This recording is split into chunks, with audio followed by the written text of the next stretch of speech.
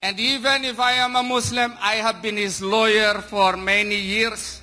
I have been with him, talking to him, conversing with him.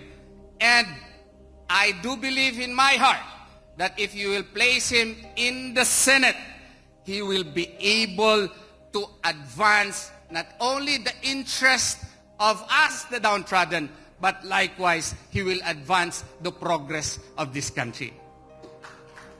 Why? Why do I say that? Ano po ang pruweba natin? Kasi kung mag-manifest ka sa korte, kailangan ka ng ebidensya. Wala na po tayong kailangan na ebidensya. Tingnan niyo po ang katauhan ni Pastor Apollo C. Quiboloy. Tingnan niyo po ang KOJC. He started from scratch. Yet, he was able to make KOJC one of the leading religious organizations in the country.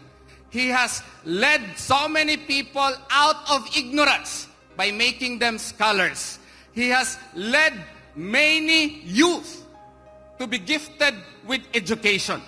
He has fed many children and he has helped many poor countrymen of ours. So, kung kailangan po tayo ng Exhibit A na walang bahid na korupsyon, si Pastor Apollo C. Quiboloy na po iyon. Pwede ba nating suportahan si Pastor Apollo C. Quiboloy?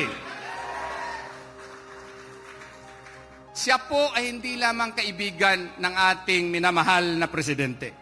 Para na po siyang kapatid. Siya po, kung siya ay iyong kaibigan, maski na po ano ang i-offer ng kabila, siya po ay tatayo sa iyo. Bakit? Ganun po ang pagkatao ni Pastor Apollo C. Quiboloy. Dahilan nga sa kanyang pagmamahal sa ating Presidenteng Duterte, siya ngayon ay nakakulong. Lahat po ng assets niya, pati nga po aking bangko po, aking bank deposit, frozen po lahat. Lahat po ng kanyang mga corporations na mga assets, frozen po lahat. Alam nyo, yung SMNI, sarado po, pero marami kaming ginagawang paraan para makapagpadala pa rin ng balita sa inyo, para mabigyan po kayo ng boses sa inyong kampanya at para marinig ang mga taong walang boses sa ngayong administrasyon.